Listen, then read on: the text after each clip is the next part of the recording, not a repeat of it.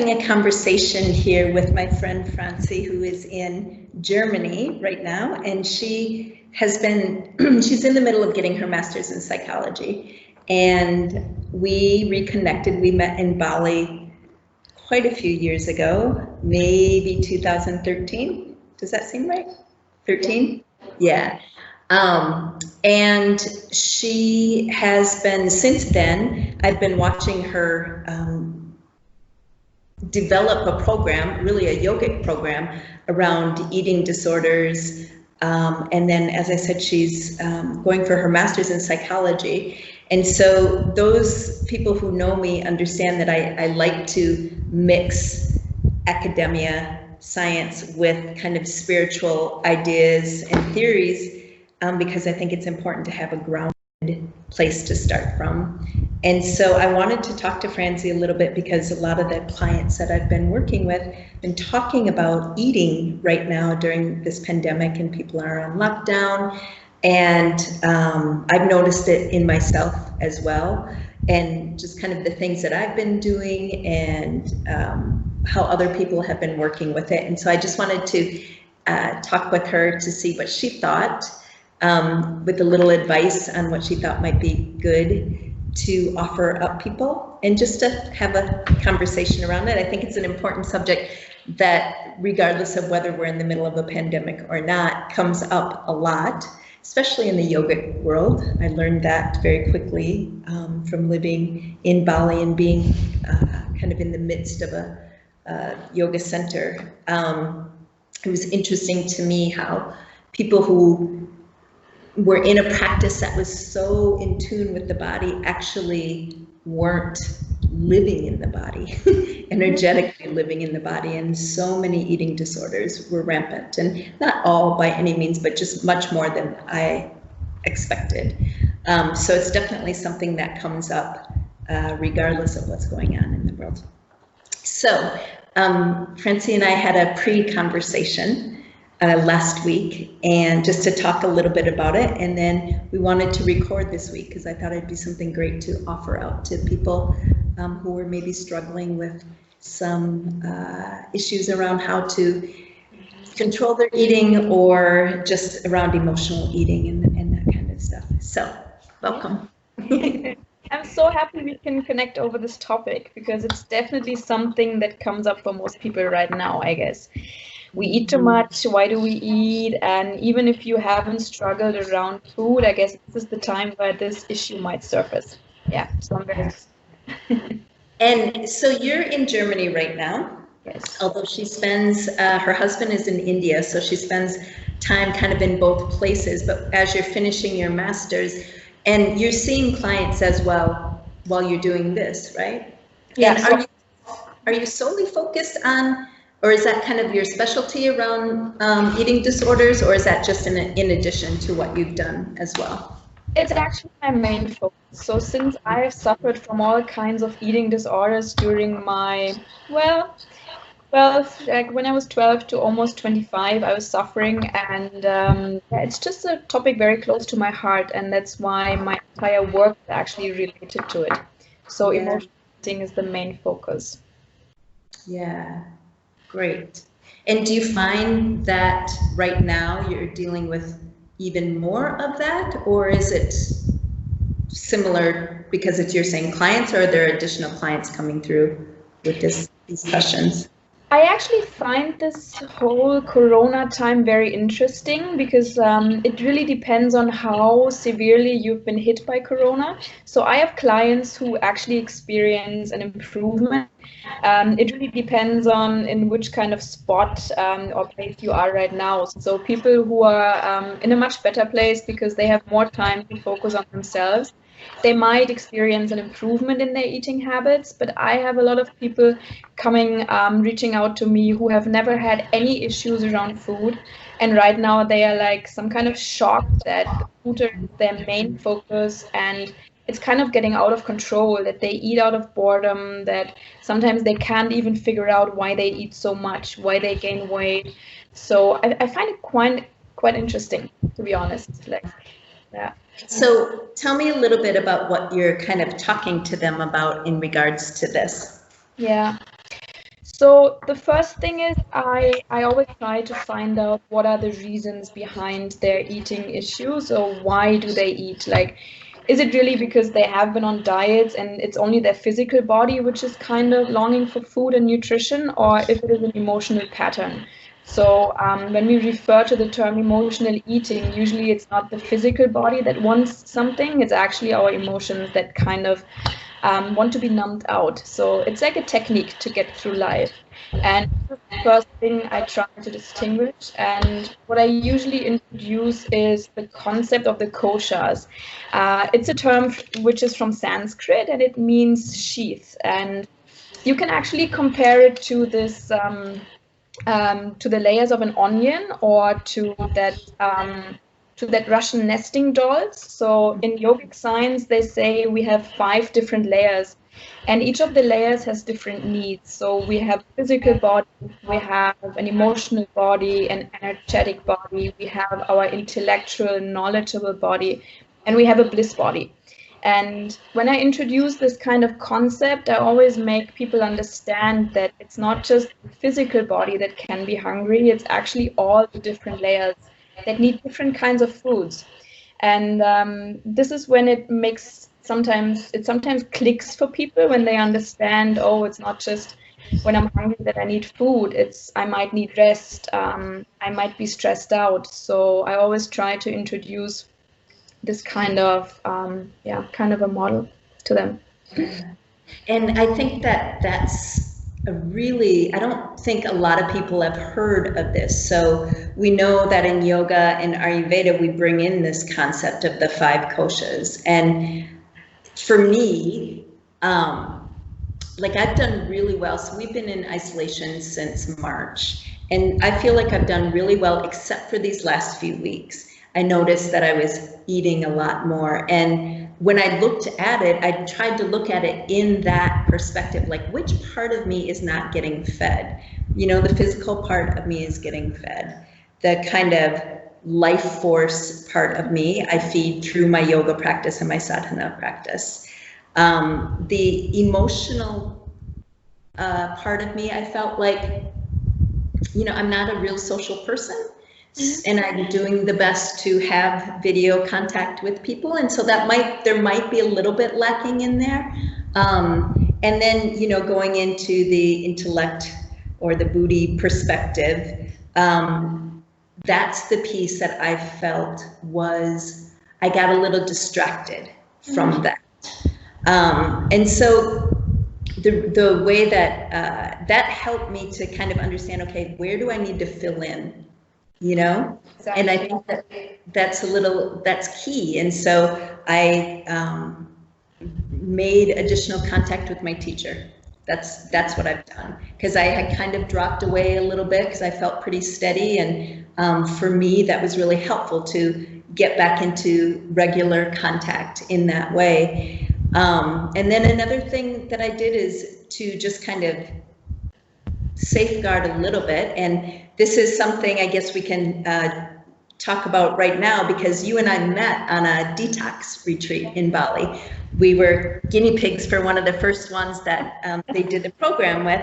And I am a big fan of fasting. And I've heard both sides of, you know, people with eating disorders that fasting is not a great thing to do.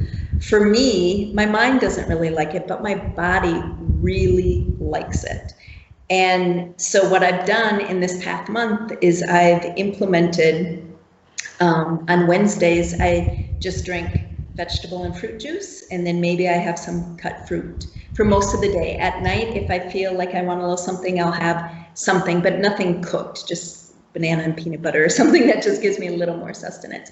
But that's kind of helped me equalize if I have gone over. But I think that's important to start to look at these different layers of where am I missing out? Mm-hmm. Yeah, absolutely. And I feel the most important step towards really getting through this emotional eating, or really get it out of the way, is to increase the awareness that we are multi-layered beings, that it's not just the surface that we can scratch on. And this is what the entire yoga philosophy is about, right? It's about developing that you are more than your physical body. And Usually when people come to me, it's like, oh, I eat, but I don't know. It's just that I eat. And you have to understand, why do you create certain patterns? Usually when you look at emotional eating habits, it's a pattern. It's never ever random. It's usually attached to a certain time of the day. It's attached to certain situations. So there's something that you avoid. And this is usually the hint on where to look at, right? And regarding the fasting, it's almost 8 years ago that we met, and yeah, it's true, we were the guinea pigs. And when we met, I was still very deeply in my eating disorder. So I was definitely 8 years ago, I was not healed, and I did it. Part of it was definitely, the intention was to lose weight again, but I was in a transitional state. So I was pretty much aware that I had a problem, and I thought this could be my reset button. So I just do the detox, and I absolutely loved it. It's so amazing once you are over the first 1, 2, 3 days, and your mind is really adjusting to it, and food is just not a topic anymore. It's just out of your mind. Like, I don't know how you experience it, but it's so much freedom. Like, you have so much time in the day. Your energy doesn't drop with the meals. It's like very steady actually. And yeah, but it's critical if you are having an eating disorder. I always say to my clients who ask me for advice, it's about your intention. What is your intention? If your intention really is to detox and to do it out of a loving kind of decision, rather than I have to lose weight, I'm not good enough, I want to change because I'm not happy with how I am, then you should think about it. So it's a little tricky to give a right answer. It really depends on the person, but I absolutely love fasting. It's the most spiritual thing you can put your body through, actually. Yeah, it really just allows the body to kind of recalibrate and regroup, and it really does become a mind game. Yeah, it's not really about the body needing anything. Yeah. And just to go back to what you were saying, because we talked about this last time, where you said there's a pattern, and so you had talked to me about charting your energy. Exactly. And I think that's a really great practice. Can you explain that a little bit? So most people, they actually eat when they are tired. So you don't eat in the mornings. I mean, like, not that emotional eating thing. It usually happens in the afternoon. It happens for people who are very stressed out and you're tired, and but you actually have to tick off a few more things from your to-do lists, right? And then you feel like, oh my God, I need that sugary kind of snack, um, or let's have a coffee or something to push your physical body. And I have come to that point that the second of doshas, the energetic sheath, is the one which most people ignore the most. So when the physical energy drops down, people just ignore it, and they use any kind of technique, mostly food, to push beyond what they can actually achieve. And so what I give as an advice to my clients is usually to track their energy levels, to really sit down and make a chart, like from morning till evening, and draw your energetic curve. Like, usually for most people, it goes up throughout the morning until midday. And then once we reach midday, it usually goes down, and then it might come up once more in the evening. And when I ask people to draw the curve and then to really mark where the emotional eating habit happens, it's usually when the curve is at the lowest point. And I find that quite interesting, because it definitely relates to one another. Like, when the curve is down, we are tempted to eat more. And I found it interesting that last time we spoke, you referred to the Ayurvedic science behind it, right? Like, the second half of the day is usually where the energy is naturally low anyways. Yeah. So we've kind of said it seems like there's two reasons why these eating patterns develop. One is boredom, and there's emotional issues, right? And so thinking about the emotional issues, so obviously, if you have an established eating issue, then there's deep work that needs to be done beyond this, and this is just kind of adding another layer to it. And so we could do a whole talk about that, I think. I kind of want to address those who maybe don't have a baseline eating disorder and are finding themselves emotionally eating right now. And in thinking about it, a lot of it, I think, comes around confusion, right? So we're taking in so much information, and the information, a lot of it seems to be somewhat contradictory. And, you know, we should do this, we shouldn't do this. And then the next day, oh, we can do this, we can't do that. And so that confusion, I mean, for a lot of people, the first place you have a physical reaction to it is in your stomach, right? When people get nervous or anxious or confused, you automatically get stomach issues.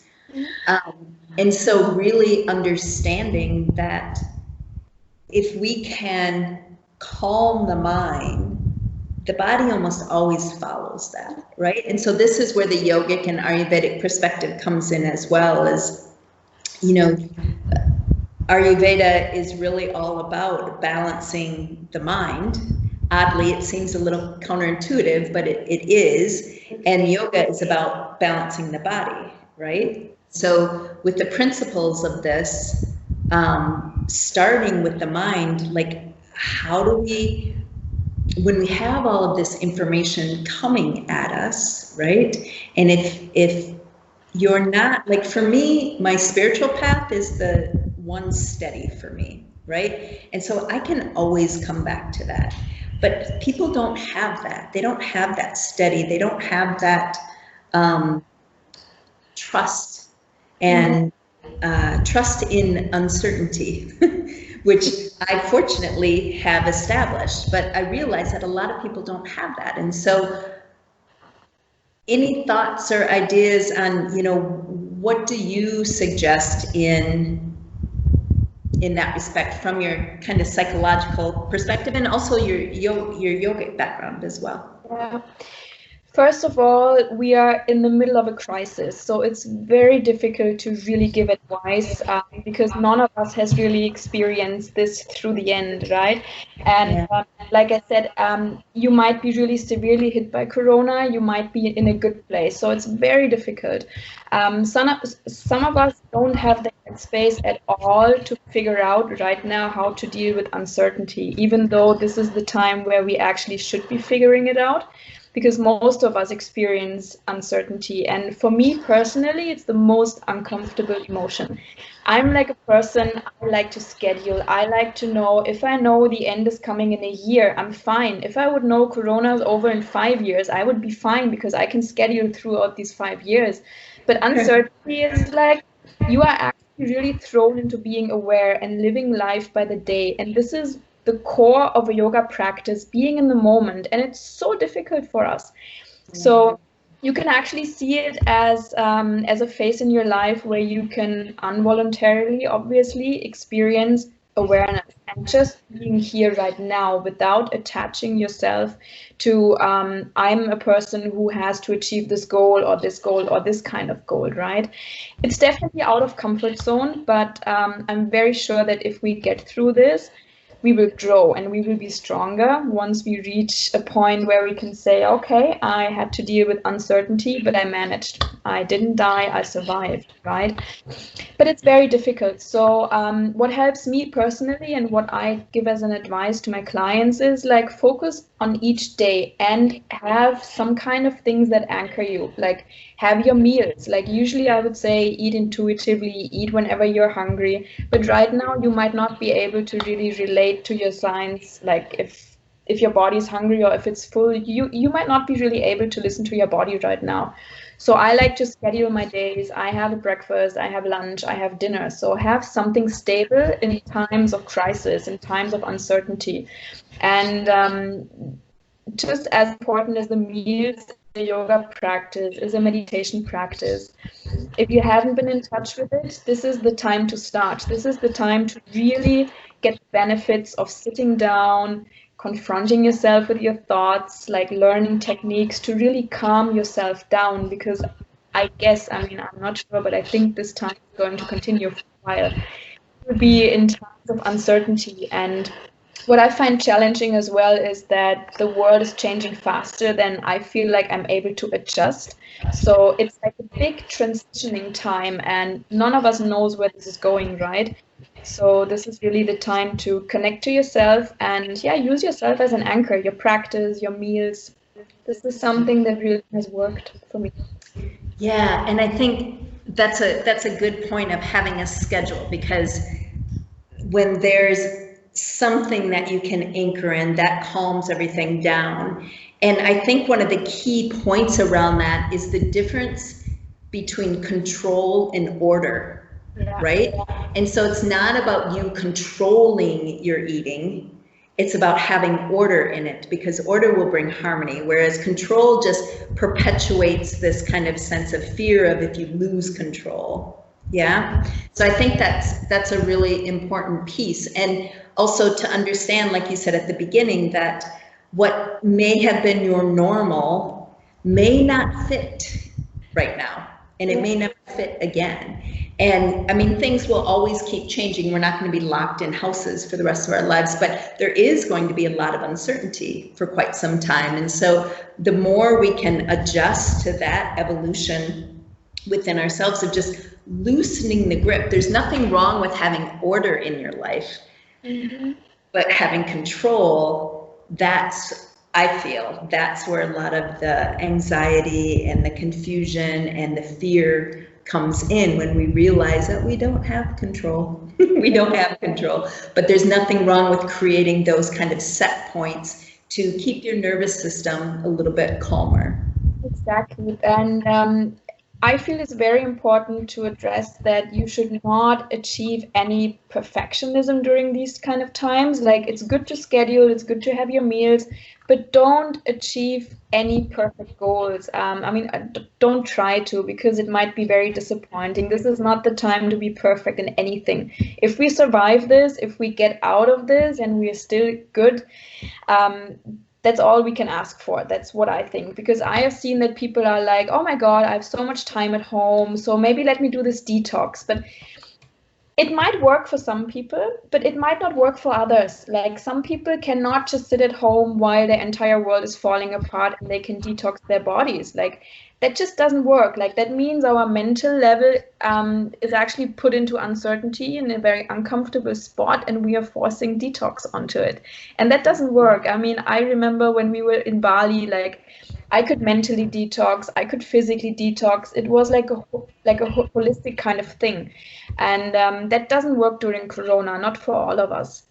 So your goal should just be loving kindness towards yourself. Be kind, be very accepting. If things don't work out the way you want them to work out, if you need that extra bar chocolate every day, it's okay. It will get over. It's fine. It won't be there for the rest of your life. So I have made peace with the fact that, for example, I like to snack right now in the afternoons, because during Corona, I find it very difficult to get through the afternoons.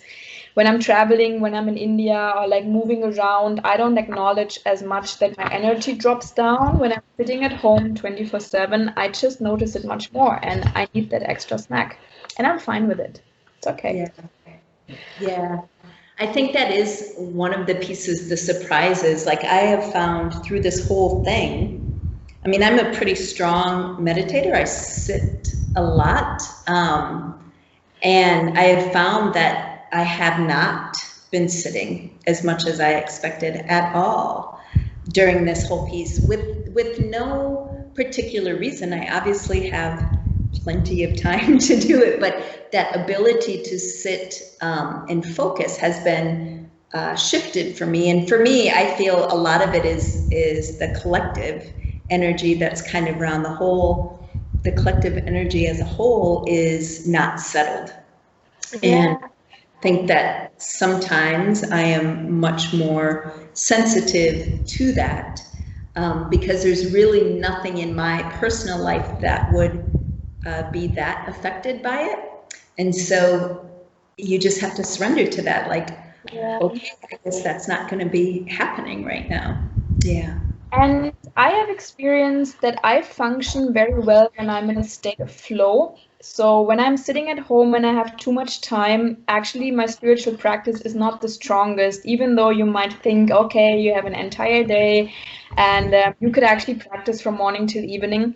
But I'm not getting into that space. So usually when I have a good amount of work which keeps me happy, and in that flow state my practice just fits in perfectly, and my focus is so much more aware than right now. Now it's like, okay, do I practice in the morning, or maybe I do it in the evening, but then I'm getting tired and it's so difficult to sit down right now. Let me check the news. So my practice has definitely not been the best during Corona, even though there's so much time available. So I can definitely relate to that, yeah. Yeah, that's been a strange piece of it. And for a while, I got a little like, come on, like what is going on, you know? But now I've actually gotten a little bit back now. I feel a little bit more able to focus, but there was definitely some time there where it was just like, I got nothing. But it was also here in India in April and May is like hot, really hot. And so that just, you know, your energy just is really heavy. Really heavy. And now that's shifted. The weather has shifted, so it's a little bit better as well. Cool. Was there anything else that you feel like is good information for people just kind of, you know, wanting a little bit of encouragement around this? I guess what we spoke about last time is like, don't make emotional sandwiches. Like this is like a big thing that I really love to talk about. So usually emotional eating creates a lot of guilt and shame. So when you eat and you are like super full and you actually know, oh my God, I just stuffed myself without any reason. It's not like I was hungry. Then you feel guilty. And when you feel guilty, like on top of that, you add more guilt because you feel guilty for feeling guilty, and you feel more guilty for having eaten. So you kind of stack emotions on top of emotions. And I like to refer to it as the emotional sandwich. And I always tell my clients, don't make sandwiches. It just doesn't make any sense. Like if you have had that chocolate piece, just be fine with it. You know, if you have had a binge, it's okay. It happened. But once it's done, it's over. You cannot change that, right? Like by obsessing about it, the only thing that happens is you actually you actually create more emotional patterns that make you eat more. So the thing is, don't layer emotions on top of each other. Yeah, If you can.